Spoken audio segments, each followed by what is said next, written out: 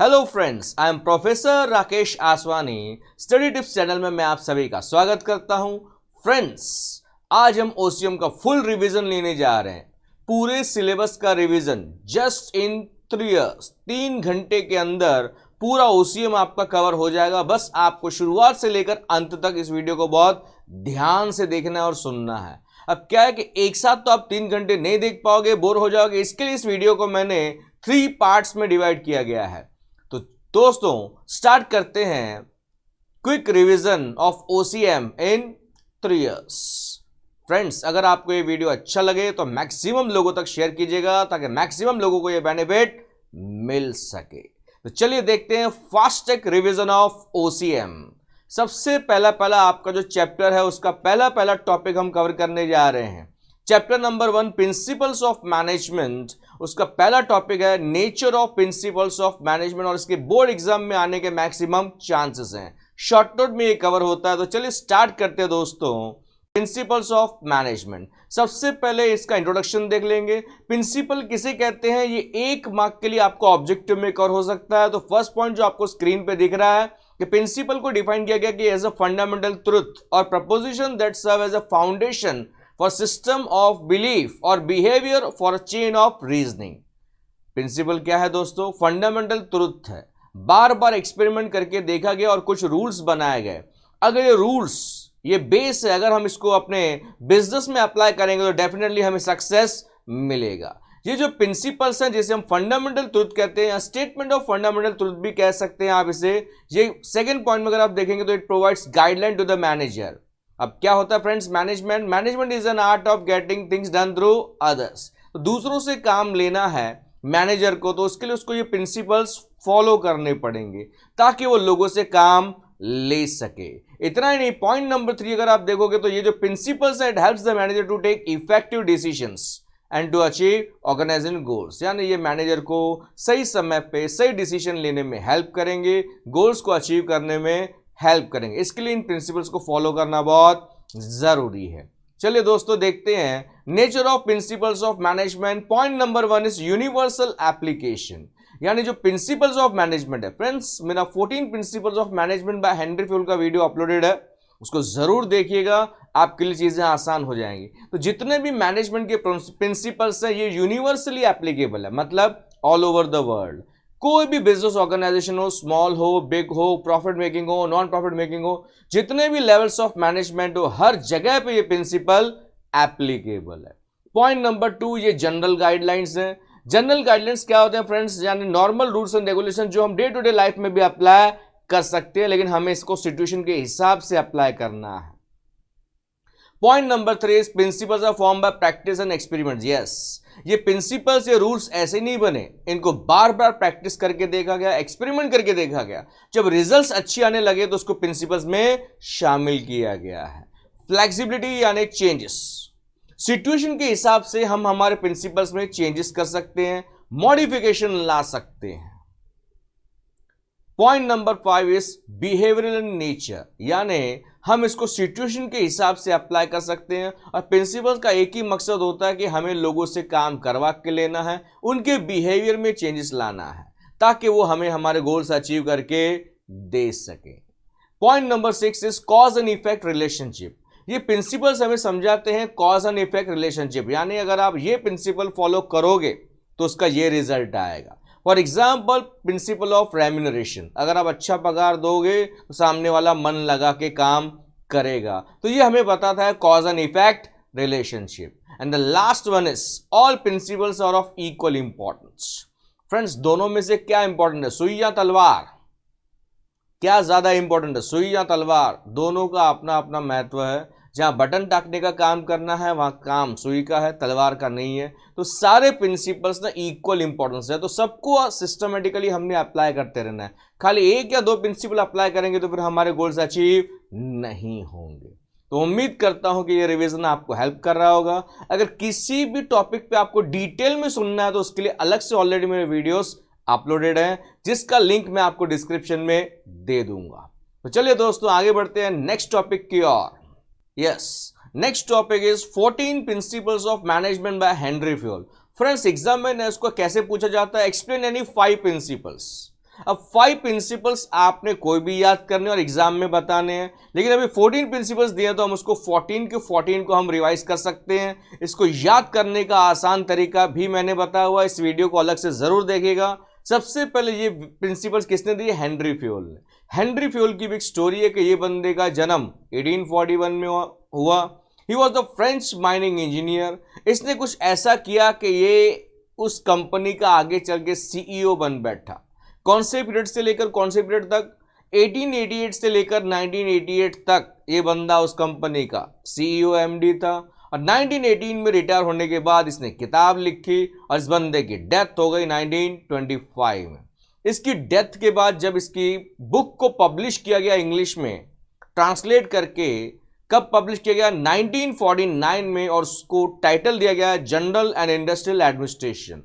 इस किताब में इसने लिखा था कि ये किताब नहीं, ये मेरे लाइफ टाइम अचीवमेंट है। इसमें इसने 2 P बताया, एक जो 14 प्रिंसिपल्स अभी हम कवर करने जा रहे हैं, दूसरा जो आपका सेकंड चैप्टर है प्रोसेस यानी फंक्शंस ऑफ मैनेजमेंट। तो फ्रेंड्स अभी हम देखेंगे 14 प्रिंसिपल्स ऑफ मैनेजमेंट, जिसको याद करने का आसान तरीका है दीपू फोकस सीट्स। अब दीपू को फुल फॉर्म क्या है ये आपके सामने, division of work, initiative, parity between authority and responsibility, unity of commands. एक एक करके हम इसको देखने वाले हैं। फोकस यानी fair remuneration to employees, order, centralization, unity of direction, subordination of individual interest. Seats का full form stability of tenure, equity, esprit corps, discipline, scalar chain.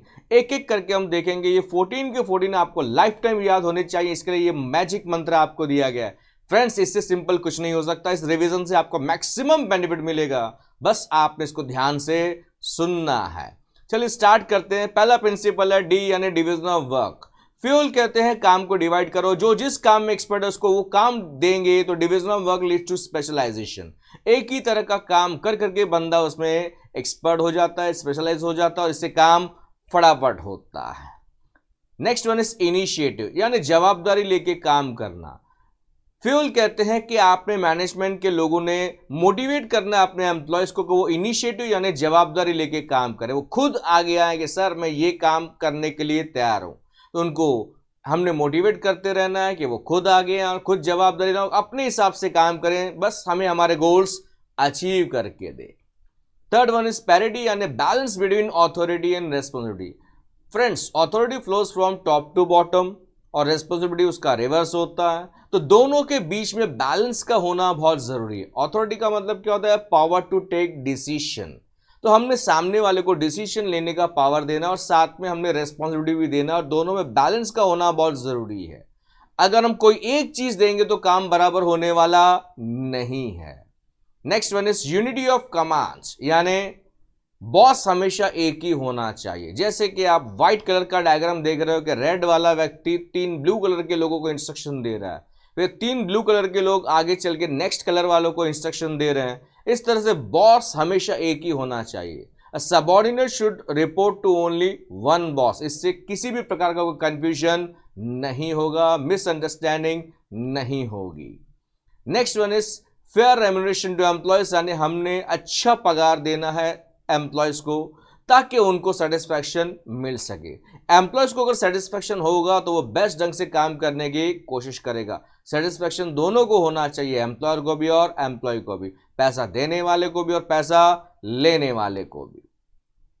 Order, order का मतलब क्या होता है? Place for everything and everything must be in its place. हर चीज के लिए जगह होनी चाहिए और हर चीज अपनी जगह पे मौजूद होनी चाहिए। वैसे हर व्यक्ति के लिए जगह होनी चाहिए और हर व्यक्ति अपनी जगह पे मौजूद होना चाहिए। चीज़ों की बात करें तो मटेरियल ऑर्डर, इंसानों की बात करें तो सोशल ऑर्डर, यानी हर चीज़ हर व्यक्ति अपनी अपनी जगह पे होनी चाहिए। फॉर एग्जाम्पल घर पे ये प्रिंसिपल कौन फॉलो करती है? मम्मी फॉलो करती है। कौन सी चीज़ कहाँ पे रखी है मम्मी को पता रहती है। वो बाहर भी रह गया, फोन पे भी पूछ लोगे ना तो मम्मी आपको बराबर बताएगी ये चीज़ आपको यहाँ मिलने वाली। सोशल ऑर्डर का मतलब मैंने आपको बताया कि लोग अपनी पोजीशंस पे मौजूद होने चाहिए ताकि यहाँ वहाँ किसी को ढूंढने में टाइम वेस्ट ना हो। Next one is centralisation and decentralisation. Centralisation क्या होता है? सारे डिसीजन टॉप लेवल मैनेजमेंट लेंगे, सिंगल अथॉरिटी को सारे पावर्स, यानी दूसरों को पावर नहीं दे रहे हैं, no delegation of authority. Decentralisation उसका एकदम रिवर्स है, सबको सारे पावर्स दे दिए, हर मैनेजमेंट को पावर है, आप जो चाहो डिसीजन ले सकते हो, यानी उनको हमने पावर दे दिया, यानी डेलीगेशन ऑफ अथॉरिटी। तो हेनरी फ्यूल कहते हैं कि आज की तारीख में ना तो 100% सेंट्रलाइजेशन चाहिए, ना तो 100% डिसेंट्रलाइजेशन चाहिए, दोनों के बीच में प्रॉपर बैलेंस का होना बहुत जरूरी है। Unity of direction. अब यूनिटी ऑफ डायरेक्शन क्या कहता है? सारे सिमिलर एक्टिविटीज को अगर हम चला रहे हैं तो one plan, one head, one goal. Plan एक होना चाहिए, हेड एक होना चाहिए, गोल भी एक है। तो सारे एक्टिविटीज हमने एक ही डायरेक्शन में चलाने हैं ताकि हमारा मेन टारगेट अचीव हो सके। Next one is subordination of individual interest to general interest की हम बात करें। अब दो तरह का इंटरेस्ट यानी स्वार्थ की यानी बेनिफिट की हम बात करें। एक होता है अपना स्वार्थ यानी इंडिविजुअल इंटरेस्ट यानी सेल्फ इंटरेस्ट की बात करें, दूसरा होता है कंपनी का फायदा यानी ऑर्गेनाइजेशन यानी जनरल इंटरेस्ट। तो फ्यूल कहते हैं पहले तुम तुम्हारे कंपनी का फायदा देखो, उसके बाद तुम तुम्हारा खुद का फायदा देखो। इसके लिए इसको नाम दिया गया subordination of individual interest to general interest. अगर कंपनी है तो तुम हो, कंपनी नहीं तो तुम भी नहीं। Next principle is stability of tenure. का मतलब क्या होता है? एम्प्लॉयज को हमने परमानेंट करना है। अगर एम्प्लॉयज को परमानेंट करेंगे तो हमारे परमानेंट एम्प्लॉयज कभी भी जॉब छोड़ के जाने वाले नहीं है। लंबे समय तक अगर आप एम्प्लॉय को टेम्पररी बताते हो तो ये लोग हमेशा ऐसी जगह जॉब ढूंढने की कोशिश करेंगे जहां उनको परमानेंट जॉब मिले, फिर ये आपकी कंपनी को छोड़ के चले जाएंगे। अगर अच्छे लोग ऐसे ही आपकी कंपनी को छोड़ के चले जाएंगे तो फिर आप कंपनी कैसे चलाओगे? Equity.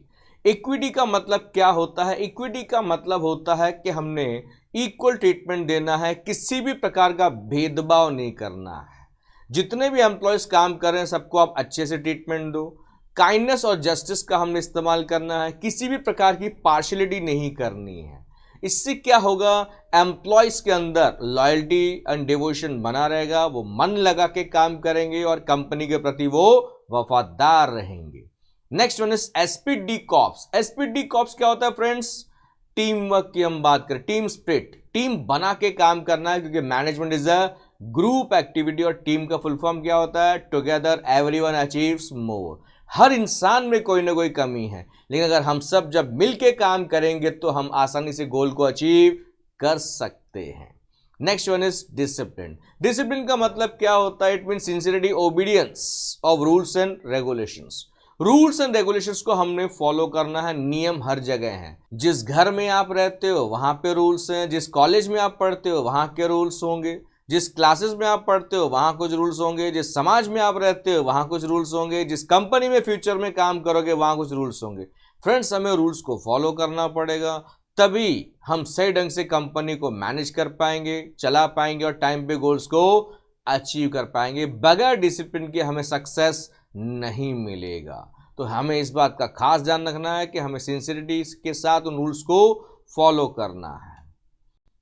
Next one is scalar chain. Scalar chain क्या होता है फ्रेंड्स? चेन का मतलब होता है लाइन ऑफ कमांड की हम बात करें। लाइन ऑफ कमांड यानी सिस्टमेटिकली एक से जो है आपस में कनेक्टिविटी का होना बहुत जरूरी है। फॉर एग्जाम्पल डायग्राम आप देख रहे हो, mister A is the head of the institution. Suppose mister A head है और दो लेफ्ट और राइट हैंड साइड में दो अलग अलग लेवल के लोग हैं, दो डिपार्टमेंट्स हैं। उसका हेड है, एक तरफ मिस्टर बी है और दूसरी तरफ मिस्टर एल है। दो हेड ऑफ द डिपार्टमेंट्स हैं, एक तरफ बी और एक तरफ एल। तो बी के अंडर सी काम कर रहा है, सी के अंडर डी, यानी C is the subordinate of B, D is the subordinate of C. इस तरह से वो उनके अंडर काम करते जा रहे हैं। तो अगर मिस्टर ई को या मिस्टर एफ को, किसी को भी अगर सामने सेम लेवल पे किसी व्यक्ति से बात करनी है, for example mister E mister O से बात करना चाहता है या मिस्टर एफ मिस्टर पी से बात करना चाहता है, तो इन्होंने चेन फॉलो करना होगा। फॉर एग्जाम्पल मिस्टर एफ को अगर पी के साथ जो है बातचीत करनी है, मिस्टर एफ को अगर पी से बातचीत करनी है तो उसने चेन को फॉलो करना है। मिस्टर एफ अपने सुपीरियर यानी ई को कहेगा, ई उसको पास ऑन करेगा डी को, डी सी को, सी बी को। इस तरह से वो चेन ऊपर तक जाके सामने वाले तक जाएगी और सामने वाला उसका रिप्लाई देगा। जो एरो आप देख रहे हो ब्लैक एंड रेड जो आपको एरोज दिख रहे हैं, तो इस चेन को फॉलो करते रहने से क्या होगा? सबको सारी बातें पता होंगी, कोई कंफ्यूजन नहीं होगा। लेकिन हेनरी फ्यूल कहते हैं कि जितना हो सके चेन को फॉलो करो, लेकिन हमेशा हम चेन को फॉलो नहीं कर सकते। कभी कभी इमरजेंसी में हम चेन को ब्रेक कर सकते हैं, डायरेक्ट कांटेक्ट कर सकते हैं। उस डायरेक्ट कांटेक्ट को नाम दिया गया गैंग प्लैंक। तो एफ और पी अगर आपस में डायरेक्टली चाहें तो कम्युनिकेशन कर सकते हैं, लेकिन दोनों ने पहले अपने अपने सुपीरियर से बात कर लेनी है, उनसे परमिशन लेना है, और क्या बातचीत हुई, क्या डिसीजन हुआ, दोनों ने अपने अपने सुपीरियर्स को यानी ईएनओ को इन्फॉर्म करना है। तो फ्रेंड्स, ये थे हमारे प्रिंसिपल्स ऑफ मैनेजमेंट। अभी हम आते हैं फ्रेडरिक विंसलो टेलर की स्टोरी सुनते हैं, फिर आगे का टॉपिक कवर करते हैं। एफ.डब्ल्यू. टेलर, इसको फादर ऑफ साइंटिफिक मैनेजमेंट भी कहा जाता है। फ्रेंड्स, 1 मार्क का ऑब्जेक्टिव आता है father of scientific management F W. Taylor, और फादर ऑफ मॉडर्न मैनेजमेंट पूछा तो हेनरी फ्यूल। हेनरी फ्यूल को फादर ऑफ मॉडर्न मैनेजमेंट क्यों कहते हैं, ये मैंने 14 प्रिंसिपल्स की स्टोरी में बहुत डिटेल में बताया, जरूर देखिएगा। सारी बातें मैं रिवीजन में नहीं बता सकता दोस्तों, 3 घंटे का समय है हमारे पास। तो एफ.डब्ल्यू. टेलर की बात करें तो ये बंदा एक अमेरिकन इंजीनियर था। अमेरिकन ये व्यक्ति था, इसका जन्म 1856 में हुआ और इसकी डेथ हो गई 1915 में। इसने अपना करियर कैसे स्टार्ट किया, ये मशीन पे काम करने वाला व्यक्ति था। मिडवेल स्टीलवर्क कंपनी में ये काम करता था एज अ चीफ इंजीनियर। इनके हिसाब से problems can be solved bye scientific techniques rather than the rule of thumb and trial and error approach. यानी इनका मानना है कि हर चीज को साइंटिफिकली टेक्निकली हम सॉल्व कर सकते हैं। अगर ऐसा करेंगे तो हमें हमारे गोल्स अचीव करने में, सक्सेस पाने में आसानी होगी। तो इनकी जो थ्योरी है application of scientific approach to decision making, इसके लिए उसको नाम दिया गया his theory is based on scientific experiment. He is known as father of scientific management. तो ये कहते हैं कि हर चीज को ना हमने साइंटिफिक तरीके से करने की पूरी कोशिश करनी है। देखते हैं इसके principles of scientific management. First principle, science not rule of thumb. यानी अभी अभी मैंने आपको बताया इनके स्टोरी में क्या बताया कि ये चाहते हैं कि हर चीज को ना हमने साइंटिफिकली करने की कोशिश करनी चाहिए, रूल ऑफ थंब को फॉलो नहीं करना है। यानी तानाशाही नहीं होनी चाहिए कि मैं बॉस हूं, मैं जो बोलता हूं बस वही सही, ऐसा नहीं होना चाहिए। इससे एफिशिएंसी का लेवल बढ़ेगा। रूल ऑफ थंब डिसीजन जो होते हैं ना वो पर्सनल मैनेजर के जजमेंट्स होते हैं। अगर आप सिर्फ अपनी ही चलाओगे तो फिर काम बराबर होने वाला नहीं है। तो टेलर ने इंसिस्ट किया है कि साइंटिफिक मेथड को हमने फॉलो करना है फॉर एवरी स्मॉल वर्क।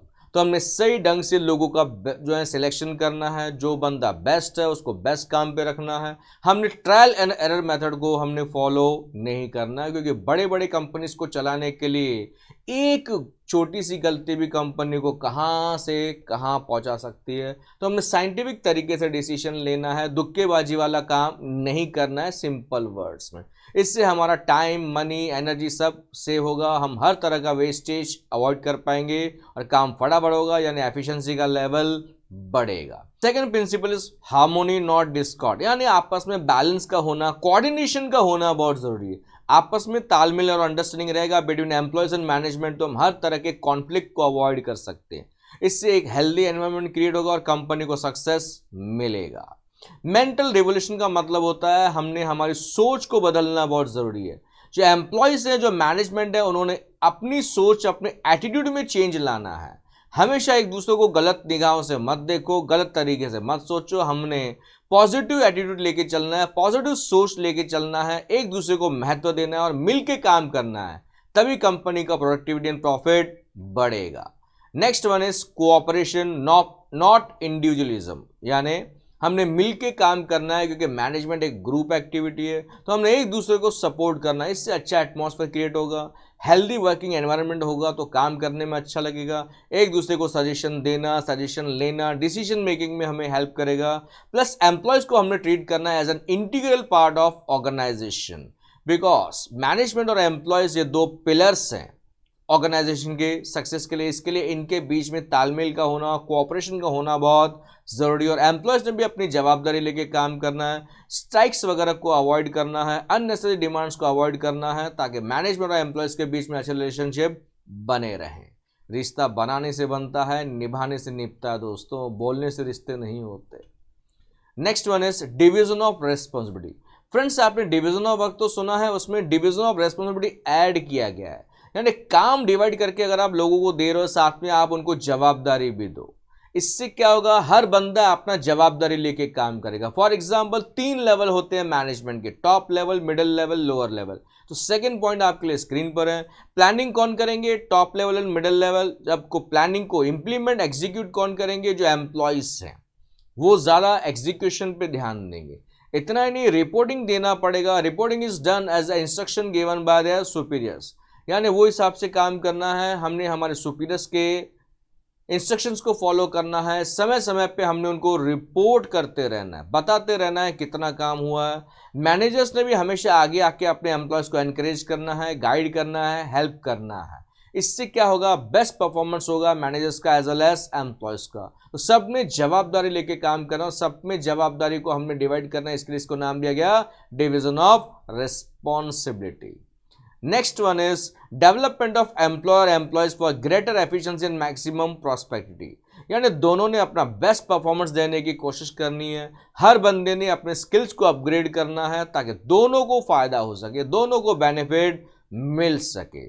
उसके लिए फर्स्ट पॉइंट आपको दिया गया, best performance depends upon the skills and capabilities of its employees. Providing training and development programs to employees, it affects the profitability of the organization. इससे दोनों को फायदा होगा, मैनेजमेंट को भी, एम्प्लॉयज को भी और कंपनी को भी। तो हर एक ने अपना बेस्ट देने की कोशिश करनी और हर एक को आगे बढ़ने का मौका मिलना चाहिए। जैसे कि अभी आप स्क्रीन पे देख रहे हैं, चैप्टर नंबर 2 अभी हम स्टार्ट करने जा रहे हैं, जिसका नाम है functions of management.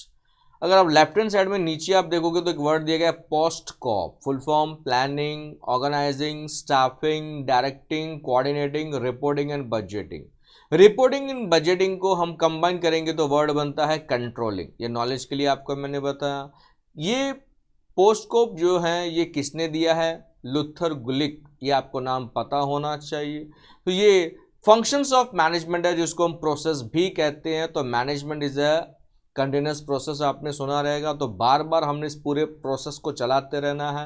Planning, organising, staffing, directing, coordinating, controlling. तो इस चैप्टर में हम इसको डिटेल में देखने वाले हैं, लेकिन हम यहाँ पे हम डिटेल में नहीं, हम शॉर्ट में डिस्कस करेंगे क्योंकि डिटेल के लिए अलग से वीडियो बने हैं। तो सबसे पहला फंक्शन कौन सा दिख रहा है, पहला फंक्शन कौन सा और लास्ट कौन सा है, पहला प्लानिंग है और लास्ट कंट्रोलिंग है, ये आपको पता होना चाहिए। तो पहला प्रिंसिपल हम देख लेते हैं, प्लानिंग।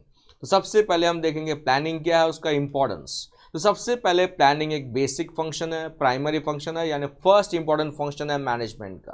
प्लानिंग का मतलब होता है deciding in advance future course of action.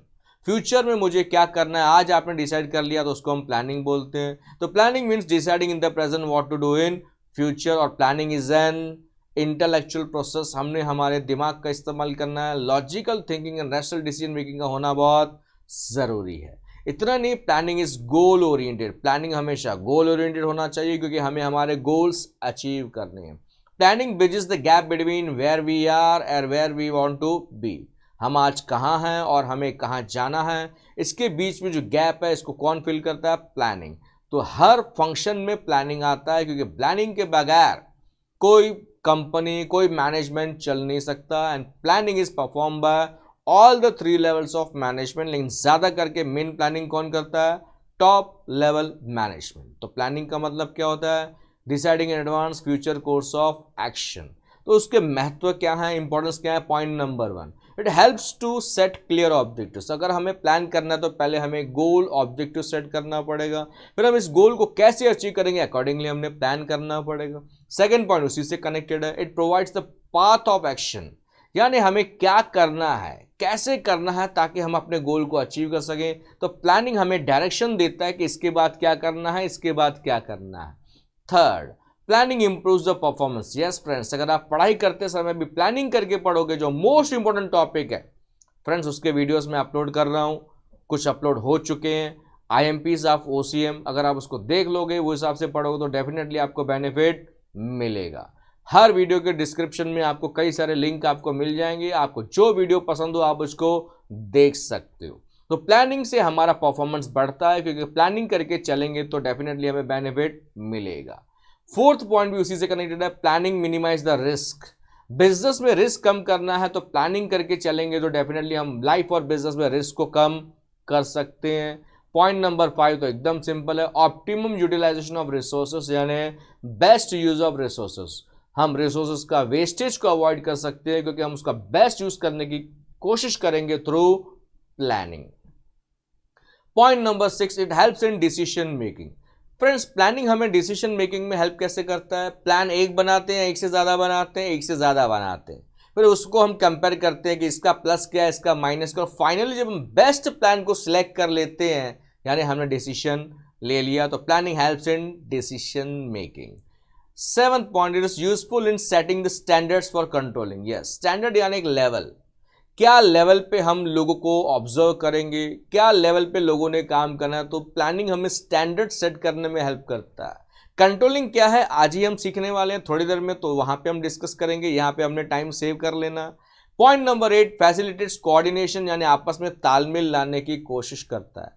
Planning की मदद से हम हर एक्टिविटी में कोऑर्डिनेशन ला सकते हैं। 9th पॉइंट तो सिंपल है, facilitates other functions of management, यानी प्लानिंग के ऊपर ही बाकी के फंक्शंस डिपेंड करते हैं, जो मैंने थोड़ी देर पहले आपको स्क्रीन पे दिखाए थे। Organising, staffing, directing, coordinating, controlling, ये बगैर प्लानिंग के नहीं चल सकते।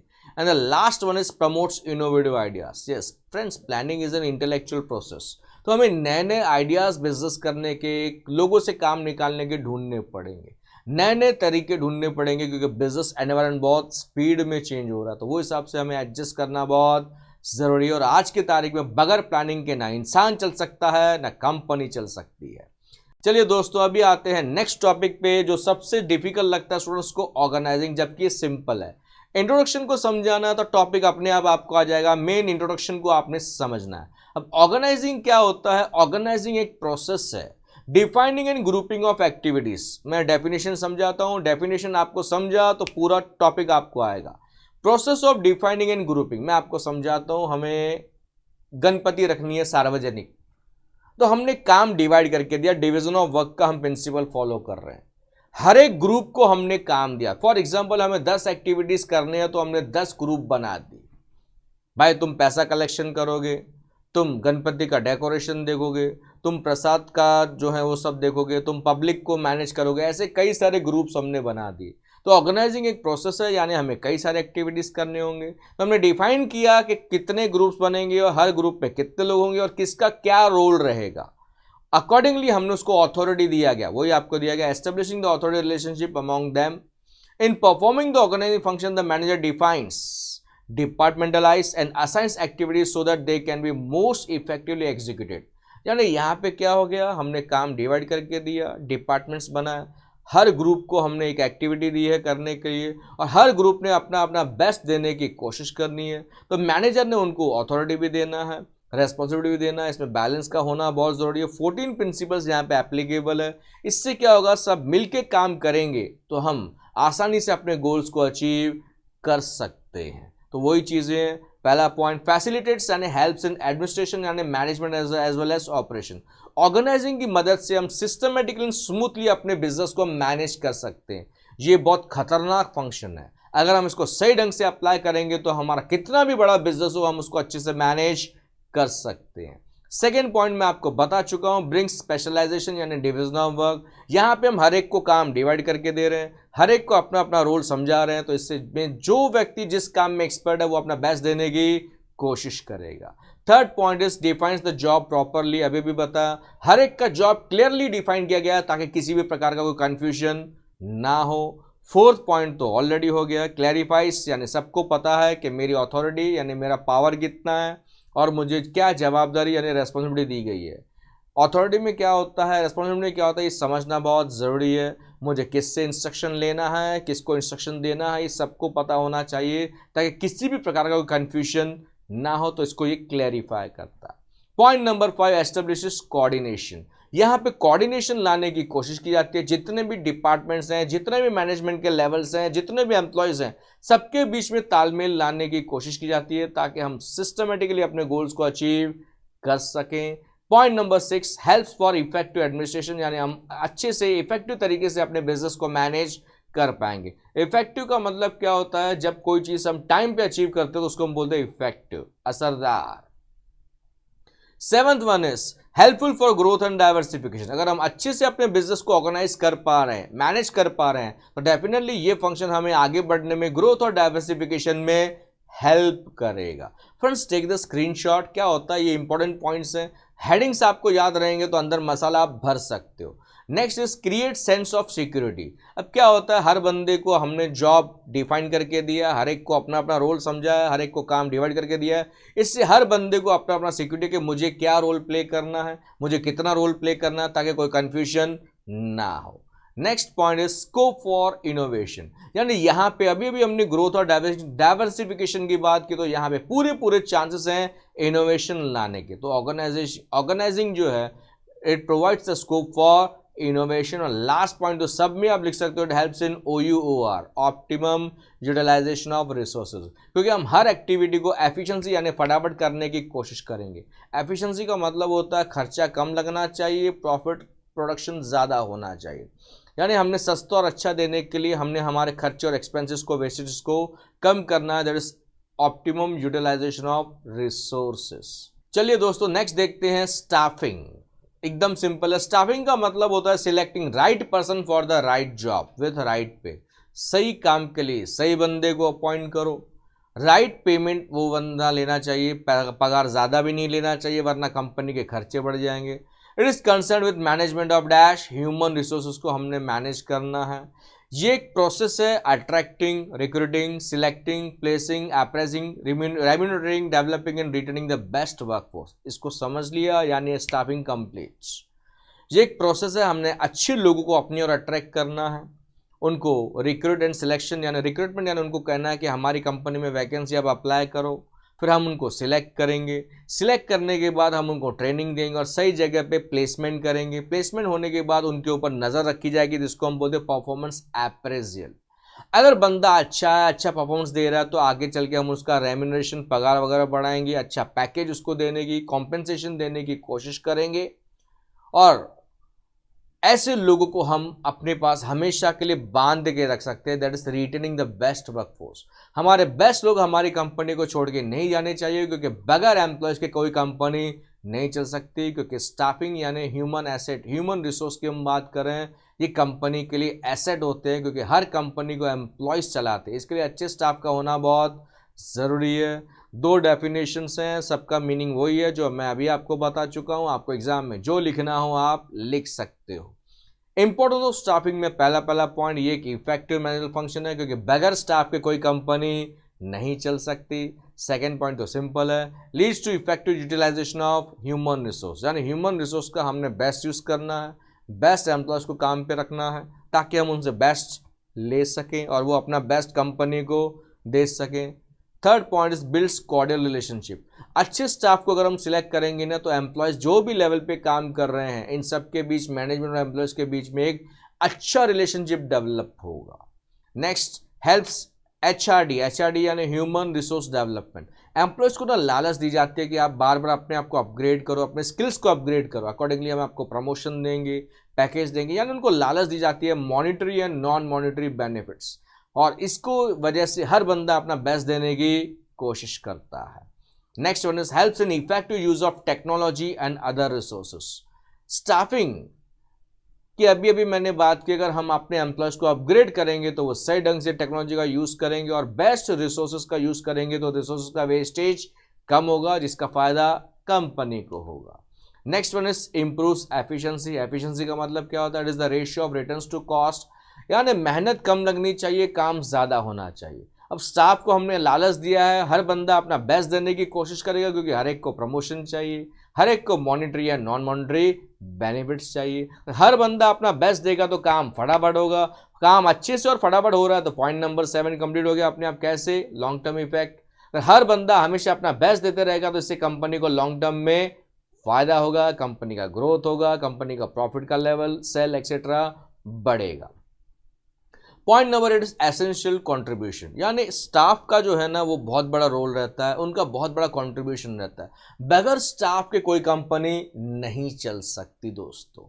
It provides, next point is it provides job satisfaction. अब क्या है, आपको सही बंदे को सही जगह पे अपॉइंट किया है तो आपको अपने काम से संतुष्टि होगी, जॉब सेटिस्फैक्शन होगा, आप अपनी चीज़ से खुश होगे और आप अपना बेस्ट देने की कोशिश करोगे। Next one is maintains harmony, यानी आपस में तालमेल बना के रखेंगे, आपस में मिलजुल के काम करेंगे, क्योंकि हर एक को लालच है बेनिफिट्स, यानी मॉनिटरी या नॉन मॉनिटरी बेनिफिट सबको चाहिए। इसके लिए वो लोग तालमेल में ग्रुप बना के काम करेंगे, एक दूसरे को सपोर्ट करेंगे ताकि इन सबको बेनिफिट मिल सके। चलिए दोस्तों, नेक्स्ट फंक्शन हम देखने जा रहे हैं डायरेक्टिंग। सिंपल है। डायरेक्टिंग क्या होता है भाई? Directing is the process of instructing, guiding, counselling, communicating, inspiring, motivating and supervising the employees to achieve the predetermined goals of an organisation. Direction का मतलब क्या होता है? लोगों को सही दिशा दिखाना, सही डायरेक्शन में गाइड करना। सोचो, अगर आप सही डायरेक्शन में जा रहे हो तो आप जल्दी अपने गोल को अचीव कर सकते हो। सही दिशा में, दिशा के साथ नहीं, सही दिशा में। वेयर देयर इज अ दिशा देयर इज अ गति, वेयर देयर इज अ गति देयर इज अ प्रगति। अगर आप सही दिशा में जा रहे हो तो आपकी गति यानी स्पीड बढ़ेगी और आपकी प्रगति होगी यानी आपको सक्सेस मिलेगा। लेकिन अगर आप भागते जा रहे हो वो भी रॉन्ग डायरेक्शन में, तो आपको कभी भी अपनी मंजिल, अपना गोल अचीव नहीं होगा। इसके लिए अपने एम्प्लॉयज को, अपने जूनियर्स को, अपने सबऑर्डिनेट्स को सही डायरेक्शन का दिखाना बहुत जरूरी है। ये रोल किसका है? मैनेजर्स का है, सुपीरियर्स का है। तो डायरेक्शन क्या है? एक प्रोसेस है। हमें लोगों को इंस्ट्रक्शन देना है, गाइड करना है, काउंसलिंग करते रहना है, उनके साथ प्रॉपर कम्युनिकेशन करते रहना है, उनको इंस्पायर, मोटिवेट करते रहना है, उनके ऊपर नज़र रखनी है और उनसे बेस्ट काम करवा के लेना है ताकि कंपनी के गोल्स अचीव हो सके। डायरेक्शन कहाँ से फ्लो होता है? From top to bottom. ऊपर वाले लेवल के लोग नीचे वाले लेवल को डायरेक्शन देते हैं। And it's a dash process, it's a continuous process. Direction is also called as life spark of an enterprise. Friends, कभी आपने गैस को लाइटर से जलाया? एक मामूली सी चिंगारी गैस ऑन कर देती है, यही है डायरेक्शन। सही डायरेक्शन कंपनी को कहां से कहां पहुंचा सकती है। रॉन्ग डायरेक्शन में काम करोगे, आप पढ़ाई भी गलत तरीके से करोगे तो कहां से कहां पहुंच सकते हो। जोक सपाट, आगे बढ़ते हैं। इंपॉर्टेंस ऑफ डायरेक्टिंग में पहला पॉइंट, इनिशिएट्स एक्शन, यानी direction converts plan into action. अभी हम हमारे एम्प्लॉयज को डायरेक्शन देंगे, उनको बोलेंगे अभी आप इस प्लान को इंप्लीमेंट करो, इसको एग्जीक्यूट करो ताकि हम टारगेट्स को अचीव कर सकें। पॉइंट नंबर 2, इंटीग्रेट्स एफर्ट्स का मतलब होता है इंटीग्रेशन यानी कोऑर्डिनेशन। डायरेक्शन के जरिए हम इन एम्प्लॉयज के बीच में तालमेल, कोऑर्डिनेशन लाने की कोशिश करेंगे। कोऑर्डिनेशन अपने आप नहीं आता, कोऑर्डिनेशन लाना पड़ता है। कोऑर्डिनेशन में बताने वाला हूं थोड़ी देर में। Next point is means of motivation. Direction एक तरीका है लोगों को मोटिवेट करने का, इंस्पायर करने का। लोगों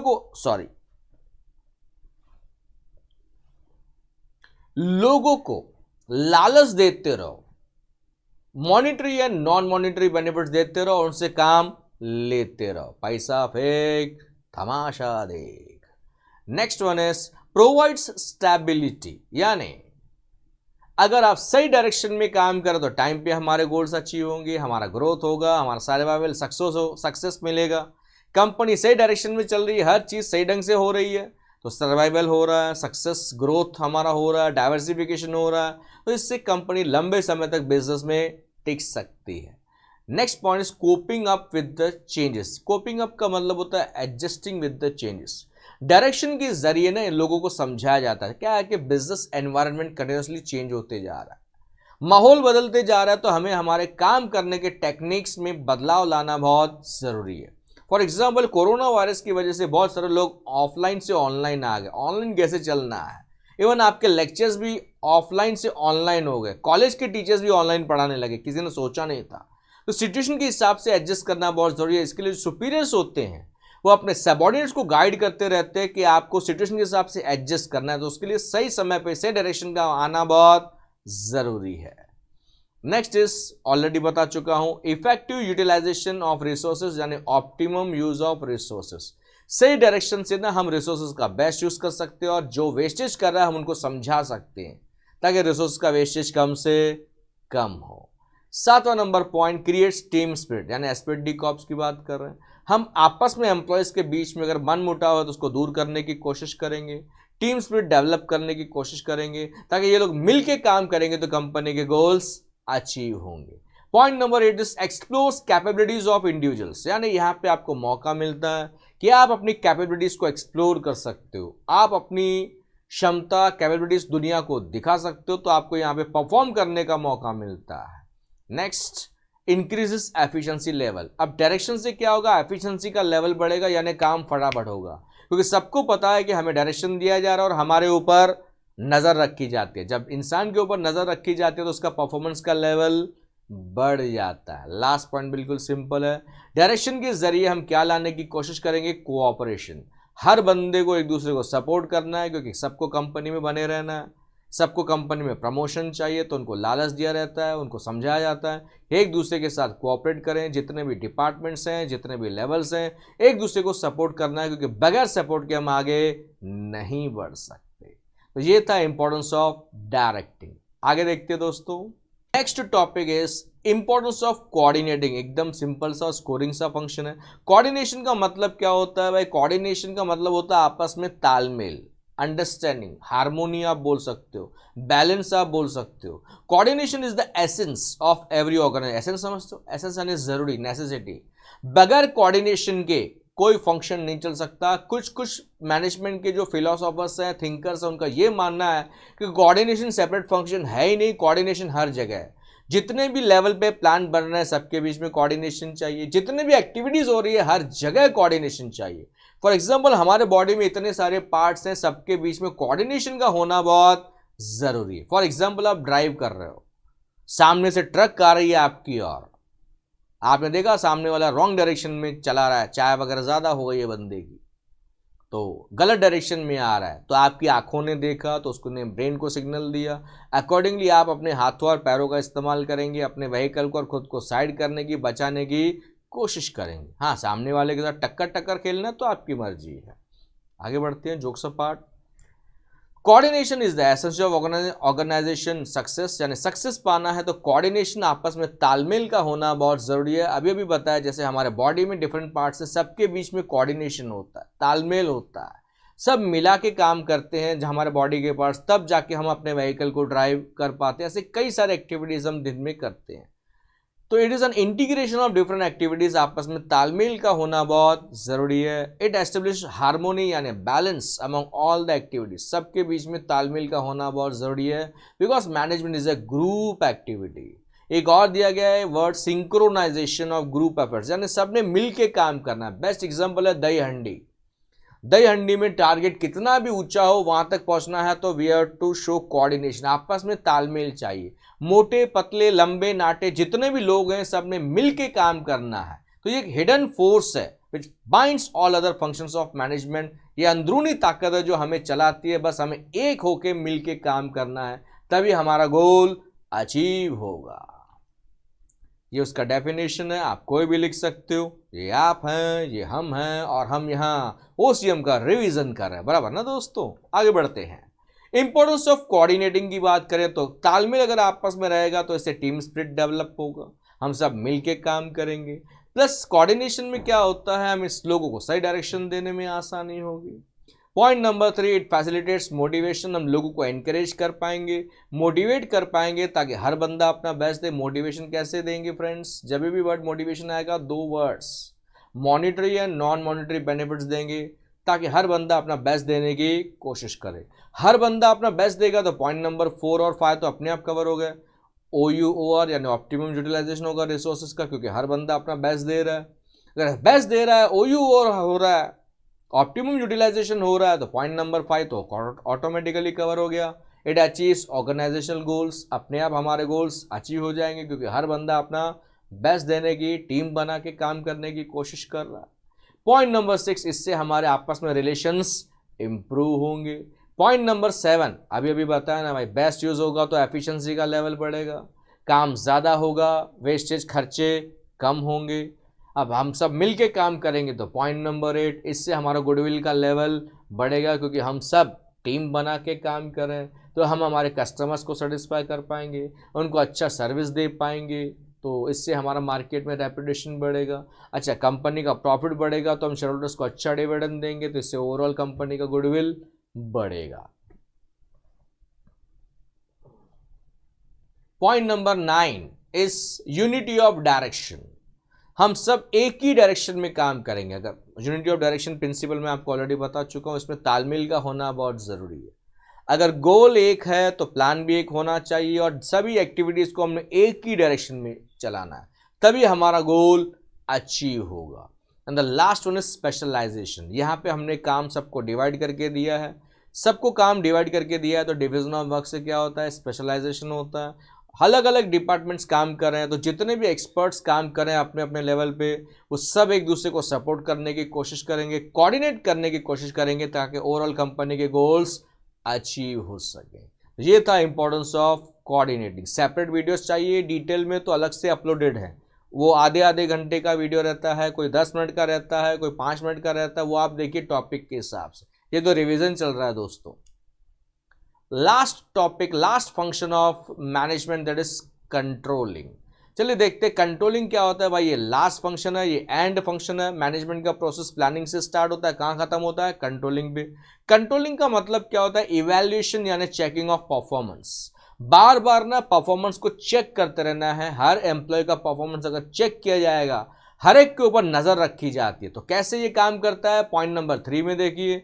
सबसे पहले हम कंपेयर करते हैं actual performance with the pre determined standard performance, यानी पहले गोल सेट किया जाता है, गोल के साथ एक्चुअल परफॉर्मेंस को हम कंपेयर करते हैं। मैं आपको एग्जांपल देने वाला हूं with in a minute. For example, आपने स्टैंडर्ड फिक्स किया कि आप फर्स्ट प्रीलिम आप देने जा रहे हो, क्लासेस पे फर्स्ट प्रीलिम आप देने जा रहे हो, आपका टारगेट है 80% मैं स्कोर करूंगा। तो ये 80% आपका स्टैंडर्ड परफॉर्मेंस है, आपने पहले से डिसाइड किया, यानी प्री डिटरमाइंड। आपका जो फर्स्ट प्रीलिम का रिजल्ट है एक्चुअल परफॉर्मेंस, दैट इज 70%। 80 का टारगेट था, एक्चुअल परफॉर्मेंस इज 70। तो फिर हमने दोनों को कंपेयर किया तो हमें पता चला वहां पे डेविएशन है। थर्ड पॉइंट को देखिएगा, डेविएशन यानी डिफरेंस है। तो 10% का डिफरेंस आ रहा है, 80% सोचा था 70% आया, 10% का डिफरेंस आया। तो ये मेरे मार्क्स कहाँ गए, क्यों गए, कैसे गए। आप कॉजेज ऑफ डेविएशन यानी causes of difference find out करने की कोशिश करोगे, और आगे चल के आप सजेस्टिव मेजर्स, करेक्टिव मेजर्स लोगे, यानी आप गलतियों से सीखोगे और अपना बेस्ट देने की कोशिश करोगे। हम लोग ये डे टू डे लाइफ में अप्लाई करते हैं। वो कहावत है ना, इंसान से गलती होती है और इंसान अपनी गलतियों से सीखता है। जो एक बार गलती करे वो इंसान है, जो 2 बार गलती करे वो नादान है, और जो 3 बार गलती करे वो शैतान है। तो उम्मीद करता हूं दोस्तों कि आप क्या बनोगे तीनों में से, पहले बनना है इंसान। आगे बढ़ते हैं। It is performed at all the levels. Controlling function her level पे परफॉर्म किया जाता है, चाहे वो टॉप लेवल हो, मिडिल लेवल हो, लोअर लेवल हो। अब सबको पता है कि हमारा परफॉर्मेंस के ऊपर नजर रखी जा रही है, हमारे परफॉर्मेंस को चेक किया जा रहा है, कंपेयर किया जा रहा है। तो इसका फायदा क्या होगा, ये स्टेप्स जो मैंने अभी आपको बताया। पहले हम स्टैंडर्ड को फिक्स करेंगे। आपने 80% का टारगेट रखा, फिर आपने देखा कि आपका 70% आया एक्चुअल परफॉर्मेंस। थर्ड पॉइंट में आपने दोनों को कंपेयर किया। चौथे पॉइंट में आपको डिफरेंस पता चला कि मेरा 10% का डिफरेंस आ रहा है, 10% का डिफरेंस आ रहा है। फिर आपने उसके कॉजेस को फाइंड आउट किया, एनालाइज किया कि इसके कारण क्या है। अरे यार, ये मैंने ऑब्जेक्टिव में मार्क गवा दिए, अरे यहाँ पे मैंने मार्क्स गवा दिए। फिर आप नेक्स्ट टाइम इन गलतियों को रिपीट नहीं करोगे, यानी आप करेक्टिव एक्शन लोगे, ताकि आप बेस्ट दे सको और अपने टारगेट को अचीव कर सको। एकदम सिंपल है दोस्तों, बस हो गया आपका टॉपिक, देख लीजिए। अब इससे क्या होगा, अगर हम सबके ऊपर नजर रख रहे हैं तो हर बंदा अपना बेस्ट देगा तो point number 1 complete. It fulfils the goals of an organization. आसानी से हमारी कंपनी के गोल्स फुलफिल होंगे, अचीव होंगे। सेकेंड पॉइंट तो सब में लिख सकते हो, एफिशिएंट यूज ऑफ रिसोर्सेज होगा, यानी OUOR होगा, बेस्ट यूज ऑफ रिसोर्सेज होगा, क्योंकि हर एक के ऊपर नजर रखी जा रही है। इतना हम स्टैंडर्ड यानी एक लेवल फिक्स कर सकते हैं कि आप कितना परफॉर्मेंस दोगे। अकॉर्डिंगली आपको बोला जाएगा ये लेवल है और आपने यहां तक परफॉर्मेंस देना है। तो हम स्टैंडर्ड को भी चेक कर सकते हैं। फॉर एग्जाम्पल, आपका 80% का टारगेट था और आपने 80% की जगह 81% लाया, तो क्या पढ़ाई करना भी कम करेंगे? नहीं। इसका मतलब मेरी कैपेसिटी की ज़्यादा है, तो हम स्टैंडर्ड का लेवल बढ़ा सकते हैं। 80 का मैंने टारगेट सोचा था, लेकिन मैं 81% ला रहा हूँ, इसका मतलब मैं 80 से ज़्यादा ले सकता हूँ। तो टारगेट को थोड़ा हाई लेवल 85 या 90 तक आप रख सकते हो। अकॉर्डिंगली आप मेहनत करोगे तो डेफिनेटली आपको सक्सेस मिलेगा। तो यहाँ पे हम अपने स्टैंडर्ड्स को भी चेक करते रहेंगे और समय समय पे उसमें चेंजेस करते रहेंगे, एक्यूरेसी लाने की कोशिश करेंगे। मोटिवेट्स द एम्प्लॉयज, फिर से आया। कंट्रोलिंग के जरिए ना एम्प्लॉयज को मोटिवेशन मिलता है। जब आप टारगेट अचीव करोगे तो आपको शाबाशी मिलेगी, आपको प्रमोशन मिलेगा, अच्छा पैकेज मिलेगा। तो डेफिनेटली ये चीज़ आपको एनकरेज करेगी, आप हर बार अपना बेस्ट देने की कोशिश करोगे। पॉइंट नंबर 5, आप मेंटेन कर सकते हो ऑर्डर एंड डिसिप्लिन, क्योंकि हर बंदा अपना बेस्ट देने की कोशिश करेगा, क्योंकि सबको पता है कि मेरे ऊपर नज़र रखी जा रही है, तो ऑर्डर और डिसिप्लिन मेंटेनेंस रहेगा। नेक्स्ट, फैसिलिटेट्स कोऑर्डिनेशन, यानी यहाँ पे हर बंदा एक दूसरे को सपोर्ट करेगा, जितने भी डिपार्टमेंट्स हैं, जितने भी लेवल्स ऑफ मैनेजमेंट है, ताकि हम अपना बेस्ट दे सके, क्योंकि हम सबके ऊपर नज़र रखी जा रही है। Point number 7 is psychological pressure. अब क्या होता है, हम सबके ऊपर जब नज़र रखी जाती है ना, तो हमारे ऊपर एक प्रेशर बना रहता है कि हमने ये टारगेट अचीव करना है, इतने टाइम के अंदर अचीव करना है, हमारे ऊपर नज़र रखी जा रही है। तो हर बंदा प्रेशर में काम करता है और वो हिसाब से वो अपना बेस्ट देने की कोशिश करता है। आप भी तो वही करते हो, एग्ज़ाम का टाइम टेबल आता है, बाद में पढ़ना स्टार्ट करते हो। पूरा साल आपने मज़े लिए, नाम कोरोना का, बाकी क्या किया, चॉइसेस योर्स। आगे बढ़ते, मुझे बताने की ज़रूरत नहीं है, आगे बढ़ते हो दोस्तों। 8th one, ensures organize efficiency and effectiveness, यानी काम एफिशिएंसी से यानी फटाफट होगा, इफेक्टिवनेस यानी टाइम पे होगा। इफेक्टिवनेस का मतलब है असरदार, यानी टाइम पे आप टारगेट अचीव करते हो तो आप इफेक्टिव हो। कम खर्चे में आपने गोल अचीव किया तो आप एफिशिएंट हो, यानी मेहनत कम काम ज़्यादा। जैसे आज हम रिवीजन ले रहे हैं, आप थोड़ा थोड़ा भी समझ लोगे, पॉइंट्स को याद कर लोगे, तो एग्जाम में दो चार लाइनें भी लिखोगे ना, तो भी आपको स्कोर करने में आसानी होगी। ये रिवीजन आपको बहुत बेनिफिशियल है, बस ध्यान से उसको 2 बार 3 बार सुनना है। एक वीडियो को 2-3 बार सुनोगे तभी दिमाग में चीज़ें जाएंगी, प्लस स्क्रीनशॉट लेके रखो, ये पॉइंट्स हैं, आपको याद करने में आसानी होगी। Next one is builds corporate image. अगर हमारे ऊपर नज़र रखी जा रही है, हम बेस्ट देंगे तो सीधी सी बात है, कंपनी का मार्केट में गुडविल बढ़ेगा। कैसे बढ़ेगा, हम बेस्ट देंगे तो हमारे एम्प्लॉयज़ लोगों को सेटिस्फाई करेंगे, हमारा सेल बढ़ेगा, प्रॉफिट बढ़ेगा, तो शेयर होल्डर्स को अच्छा डिविडेंड मिलेगा, इससे ओवरऑल हमारी मार्केट में इमेज बढ़ेगी। Last one is act as a guide. Controlling हमें गाइड करती है कि कहाँ गलती हुई और हमें कहाँ गलतियों को सुधारना है, कहाँ हमें करेक्टिव एक्शन लेने की ज़रूरत है। तो फ्रेंड्स, विद दिस हमने कंप्लीट कर लिए। Third chapter is entrepreneurship development. कुछ लोग ना इस चैप्टर को स्किप करने वाले हैं, फ्रेंड्स ऐसा गलती मत करो। 2-3 क्वेश्चंस और सिंपल है, ओन वर्ड्स में लिख सकते हो, आपको एक बार खाली पढ़ लेना है, सिर्फ एक बार, 2 बार भी नहीं। सिर्फ पॉइंट्स को हाईलाइट करता हूं मैं, आपको पॉइंट्स जो बता रहा हूं उसको आप स्क्रीनशॉट निकाल के रखिए, बस उस पॉइंट्स को बाय हार्ट कर लीजिए। एग्जाम में मिलता जुलता भी लिख के आओगे ना, तो भी इसमें फ्री में मार्क्स मिल जाए अगर मैं कहूँ तो। कैसे, मैं आपको समझाता हूं।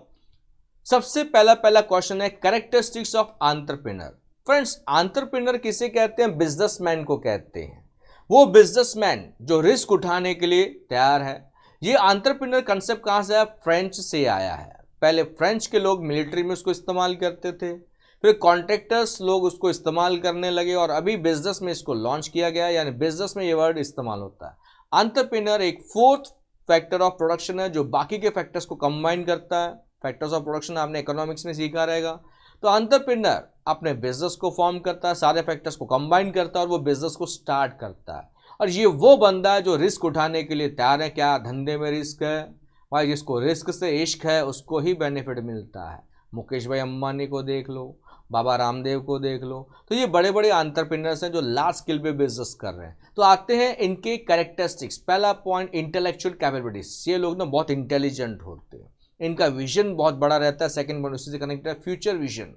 मेरी कंपनी आने वाले 10 साल में कहाँ तक पहुँचेगी, आने वाले 10 साल में मुझे कहाँ तक जाना, तो इनका विजन बहुत क्लियर रहता है। थर्ड पॉइंट, ये बहुत हार्डवर्किंग रहते हैं। मुकेश भाई अंबानी हो, बाबा रामदेव हो, एलॉन मस्क वगैरह आपने नाम सुने रहेंगे जी, जितने भी एंटरप्रेन्योर हैं, ये बहुत, बिल गेट्स हो या कई सारे ऐसे नाम आपको मिल जाएंगे। ये लोग सक्सेस इन्होंने ऐसे नहीं पाया, इन्होंने बहुत हार्डवर्क किया है। Point number 4, technical knowledge. ये जिस बिजनेस में है उस चीज़ का उनको टेक्निकल ज्ञान का होना बहुत ज़रूरी है। नहीं है तो समय समय पे आपके अपने नॉलेज को अपग्रेड करना बहुत ज़रूरी है, वरना पीछे रह जाओगे। पॉइंट नंबर 5, इनके पास बेटर कम्युनिकेशन स्किल होता है। ये इनका बोलने का अंदाज बहुत ज़बरदस्त होता है और ये अपनी बातों से हर तरह के लोगों को कन्विंस करने की कोशिश करते हैं, चाहे वो इनके इन्वेस्टर्स हो, शेयर होल्डर्स हो, सप्लायर्स हो, एम्प्लॉयज़ हो, तभी तो ये उनसे काम निकलवा पाएंगे। Point number 6 is highly optimistic, यानी ये हमेशा पॉजिटिव सोचते हैं। फेल्यूर की सिचुएशन में भी ये लोग हिम्मत नहीं हारते। एलॉन मस्क का एग्जांपल ले लो, कितनी बार उनका हैवी लॉस हुआ तो अभी उन्होंने हिम्मत नहीं आ रही है। ये लोग हमेशा बाउंस बैक करने में यकीन करते हैं, तो इनकी सोच एकदम पॉजिटिव होती है। ये आसानी से टूटने वाले लोग नहीं हैं। Point number 7 is risk bearing capacity. मैंने कहा ना, इनको रिस्क से इश्क है, तभी ये एंटरप्रेन्योर बने हुए हैं। अगर आपको रिस्क से इश्क नहीं है तो आप एंटरप्रेन्योर नहीं बन सकते, आप इंट्राप्रेन्योर बन सकते। इंट्राप्रेन्योर जैसे सुंदर पिचाई। फ्रेंड्स, एंटरप्रेन्योर और इंट्राप्रेन्योर में क्या फर्क होता है? सुंदर पिचाई जो दूसरे के लिए काम कर रहा है, आपके पास सारी चीजें हैं लेकिन आप खुद का बिजनेस कर रहे हो तो एंटरप्रेन्योर हो। आप किसी दूसरे के बिजनेस को कहां से कहां पहुंचा रहे हो तो आप इंट्राप्रेन्योर हो। ये डिफरेंस है, बाकी सब सेम है। वहाँ यहाँ प्रॉफिट मिलेगा, एंटरप्रेन्योर बनते हो तो वहाँ सैलरी मिलेगा। सुंदर पिचाई का एग्जांपल मैंने आपको दे दिया। इससे सिंपल अगर कोई आपको बता रहा हो तो मुझे ज़रूर बताना, मैं उसे सीखना चाहूँगा। Next, self confidence. इनको अपने ऊपर बहुत भरोसा होता है। क्या आपको भरोसा है क्या खुद के ऊपर? क्या आप एग्जाम में अच्छा स्कोर कर सकते हो? फ्रेंड्स, ज़रूर स्कोर कर सकते हो मेरे सब्जेक्ट में। अगर आपने मेरे वीडियोज़ को, मेरे IMP लिस्ट को, मेरे रिवीजन लेक्चर्स को ध्यान से सुना तो एक एक कही हुई बात को अगर आप फॉलो करोगे तो मैं गारंटी देता हूं जितना तुम तुम्हारे बारे में सोचते हो ना, उससे ज़्यादा तुम ला सकते हो। इतना मेरा आप सब पे भरोसा है। आपका मुझे पता नहीं, पर मेरा आप पे पूरा भरोसा है। आगे बढ़े दोस्तों। Functions of entrepreneur. जिस तरह आपके मोबाइल में फंक्शंस होते हैं तो एंटरप्रेन्योर क्या क्या काम करता है उसके फंक्शंस। जैसे आपका मोबाइल रिकॉर्डिंग करता है, फोटो निकालता है, वॉइस रिकॉर्ड कर सकता है, अलार्म सेट कर सकता है, सोशल नेटवर्किंग साइट चला सकता है। तो वैसे यहाँ पे आपके एंटरप्रेन्योर के functions. Point number 1 is innovation. ये बंदा हमेशा कुछ ना कुछ इनोवेट करते रहता है। बिजनेस में क्या नया प्रोडक्ट लॉन्च करना है, Jio is one of the best example, क्योंकि पुरानी चीज़ें नहीं चलने वाली। लोगों के लाइक्स डिसलाइक्स सब चेंज होते रहते हैं। Point number 2, determination of objectives. इसको गोल सेट करना पड़ेगा। डिटर्मिनेशन यानी डिसाइड करना। गोल दो प्रकार के होते हैं, प्राइमरी एंड सेकेंडरी। तो मेन गोल प्राइमरी गोल होगा, तो उसके बाद सेकेंडरी गोल। तो पहले क्या अचीव करना है, बाद में क्या अचीव करना है, ये वो लोग डिसाइड करते हैं। Point number 3, development of market. यानी इन्होंने नए नए प्रोडक्ट्स, नए नए मार्केट्स को डेवलप करना है। एक टाइम था हम लोग साबुन से हाथ धोते थे, फिर हैंड वॉश आया, लोग हैंड वॉश लाने लगे, फिर कोरोना की वजह से सैनिटाइजर का सेल और बढ़ गया। चीज़ें आपके सामने।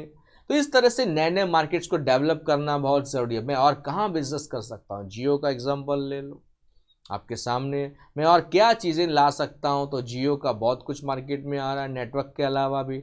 यस, उनका बैंक ओपन हो रहा है, उनके स्टोर्स ओपन हो रहे हैं, बहुत सारी बिजनेस में वो जो है एंटर कर रहे हैं। तो नए नए मार्केट्स को डेवलप करता है एंटरप्रेन्योर। पॉइंट नंबर 4, वो न्यू टेक्नोलॉजी लाने की कोशिश करता है, क्योंकि लोग एक ही तरह का टेक्नोलॉजी से बोर हो जाते हैं। जियो का एग्जांपल मैं ऑलरेडी आपको दे चुका हूँ। तो हर बार नए टेक्निक का इस्तेमाल करना है। इसमें और क्या नया कर सकते हैं? टेस्ला की बात करें, गूगल की बात करें, Tesla, yes, wheels, computer on wheels की हम बात करें, ड्राइवरलेस कार आपके लिए आ रहे हैं बहुत जल्दी। बगैर ड्राइवर के भी कार चल सकती है, हमें ड्राइवर की भी ज़रूरत नहीं है। रोबोटिक्स का काम इस्तेमाल किया जा रहा है कई जगह पे। तो हमने कुछ ना कुछ नया करते रहना है। तो ये एक फंक्शन होना चाहिए एंटरप्रेन्योर के अंदर। नेक्स्ट, सबके साथ गुड रिलेशंस मेंटेन करने हैं, क्योंकि कब कौन किसकी ज़रूरत पड़ जाए हम बोल नहीं सकते। तो अपने सप्लायर्स के साथ, अपने एम्प्लॉयज़ के साथ, अपने इन्वेस्टर्स, शेयरहोल्डर्स के साथ, सबके साथ अच्छा रिलेशनशिप मेंटेन करना है। नेक्स्ट, ऑर्गेनाइजिंग फंड्स, यानी पैसे का अरेंजमेंट करना पड़ेगा। जब जितना पैसा चाहिए उतना अरेंज करना है। तो कहाँ से अरेंज करना है, कैसे अरेंज करना है, इसको कैसे खर्च करना है, ये सब फंक्शन किसके हैं? एंटरप्रेन्योर के। And last one is taking decisions. सही समय पे सही डिसीजन लेता है एंटरप्रेन्योर, तभी वो सक्सेस पाएगा, वरना उसको सक्सेस नहीं मिलेगा। कितना सिंपल है फ्रेंड्स, फंक्शंस ऑफ एंटरप्रेन्योर। ये पढ़ लिया, पॉइंट्स इधर उधर भी हो गए ना तो भी टेंशन नहीं है, आपको पूरे मार्क्स मिलेंगे, क्योंकि सब मिलते जुलते पॉइंट्स हैं। Last one, characteristics of entrepreneurship. Friends, entrepreneur और एंटरप्रेन्योरशिप में क्या फ़र्क है मैं आपको बता दूं। सबसे पहले एंटरप्रेन्योर यानी बिजनेसमैन, एंटरप्रेन्योर बिजनेसमैन। एंटरप्राइज यानी हमारा बिजनेस ऑर्गेनाइजेशन, हमारी संस्था, बिजनेस, हम उसको जो चलाते हैं संस्था को, उसको एंटरप्रेन्योरशिप बोलते हैं। ये एक प्रोसेस है। जैसे खाना बनाना एक प्रोसेस है, हमें कुछ बहुत सारी एक्टिविटीज़ परफॉर्म करनी पड़ती है। I repeat, entrepreneur businessman, enterprise business organization, और एंटरप्रेन्योरशिप एक प्रोसेस है, यानी we have to perform number of activities. अब एंटरप्रेन्योर को क्या क्या एक्टिविटीज़ करने पड़ते हैं? जैसे खाना बनाने के लिए मम्मी को बहुत कुछ करना पड़ता है, बर्तन धोने हैं, बर्तन को, सब्जी को, मसाले को, हर चीज़ को अरेंज करना है, सही ढंग से उसको काटना है, सही ढंग से पकाना है, मसाले का मिक्सचर करना है, मसाले किचन में अरेंज करके रखने हैं। वैसे यहाँ पे क्या क्या कैरेक्टरिस्टिक्स हैं एंटरप्रेन्योरशिप के। पॉइंट नंबर 1 मैं आपको ऑलरेडी बता चुका हूँ, इनोवेशन, कुछ ना कुछ नया लॉन्च करते रहना है, क्योंकि पब्लिक के लाइक्स डिसलाइक्स हमेशा चेंज होते रहते हैं, तो नए नए प्रोडक्ट्स लाते रहने हैं। पॉइंट नंबर 2, ये एक इकोनॉमिक एक्टिविटी है, कस्टमर को पहले सेटिस्फाई करो, उनको सेटिस्फाई करके फिर तुम अपना पेट भरो। इकोनॉमिक एक्टिविटी यानी बिजनेस का एम क्या होता है, टू अर्न प्रॉफिट। पहले पब्लिक को खुश करो, फिर पैसा निकालो उनकी जेब से, बराबर है। मार्केटिंग की बात करें, गुड्स उनके हिसाब से बनाओ, उनको सेटिस्फाई करो। थर्ड इज ऑर्गेनाइजेशन बिल्डिंग्स, यानी ऑर्गेनाइजेशन बिल्डिंग क्या होता है, ये अपने बिजनेस को बहुत अच्छे से मैनेज करता है। ये खुद नहीं भी जाएगा ना तो भी इसका बिजनेस चलते रहेगा। इस तरह से वो सिस्टम बनाता है ताकि मेरा बिजनेस चलता रहे और मेरी जेब में पैसा आता रहे। पॉइंट नंबर 4 फर्स्ट पॉइंट से कनेक्टेड है कि एंटरप्रेन्योरशिप एक क्रिएटिव एक्टिविटी है। हमें हर बार कुछ ना कुछ क्रिएटिविटी दिखाने की ज़रूरत है। प्रोडक्ट में कैसे चेंजेस करने हैं, मार्केटिंग कैसे करना है, कैसे नए तरीके से कस्टमर्स को अटैक करना है, etcetera etcetera. Point number 5 managerial skill and leadership. यहाँ पे एंटरप्रेन्योरशिप की अगर हम बात करें तो यहाँ पे जो मैनेज करने वाले लोग हैं उनके पास वो स्किल होनी चाहिए, वो लीडरशिप क्वालिटी होनी चाहिए। सबसे पहले leadership quality, it is an ability to influence others, और उसे काम निकालने की हमारे अंदर वो शक्ति होनी चाहिए। लीडर जब कोई बात कहे तो सबने उसको मानना चाहिए। ये सब आपके गुण होने चाहिए। Next is skilful management. Management is an art of getting things done through others. तो लोगों से कैसे काम निकालना है वो स्किल सीखनी पड़ती है, उसका इस्तेमाल करना पड़ता है। 7वां नंबर पॉइंट में बता चुका हूँ, रिस्क से इश्क होना चाहिए वरना आप सक्सेस नहीं मिल पा सकते। And last one is gap filling function यानी मेकअप। अगर आपको पता है कि आपके बिजनेस में यहाँ ये माइनस पॉइंट्स हैं, कमियां हैं, डेफिशिएंसीज हैं, तो आप उसको मेकअप करेंगे। लोग मेकअप क्यों करते हैं, अपने खड्डों को, दाग धब्बों को छुपाते हैं और मेकअप करते हैं। कुछ लोग फोटो निकालने के लिए स्पेशल ऐप का इस्तेमाल करते हैं ताकि वो सुंदर दिखे। Friends, everyone is beautiful. Some are beautiful from heart, some are beautiful from mind and some are beautiful by face, but I am not beautiful because I am handsome. Friends, उम्मीद करता हूँ कि आपको ये मेरा वीडियो अच्छा लगा रहेगा। अगर आपको ये अच्छा लगा है तो इसके लिए आप सबका बहुत बहुत धन्यवाद मैं देता हूँ, आपने इसको ध्यान से सुना। अगर आपको अच्छा लगा है तो आप कमेंट ज़रूर करें, क्या आप चाहते हैं कि मैं आपके लिए पार्ट 2 भी बनाऊँ। आपका जिस हिसाब से रिएक्शन और व्यूज़ होंगे वो हिसाब से मैं पार्ट 2 अपलोड करूँगा। पहले मैं आपका वेट करूँगा कि आपको ये कितना पसंद आ रहा है और आप इसमें क्या चेंजेस चाहते हैं वो आप मुझे बताएंगे, तो अकॉर्डिंगली आपका पार्ट 2 और पार्ट 3 जल्द से जल्द अपलोड हो जाएगा। फ्रेंड्स, IMP क्वेश्चंस का भी लिस्ट अपलोड हो रहा है, प्लीज़ उसको भी देख लीजिएगा और उसके हिसाब से पढ़ाई कीजिएगा। और कोई भी वीडियो चाहिए तो लिंक आपको डिस्क्रिप्शन में मिल जाएगा। Thank you all for your love and support.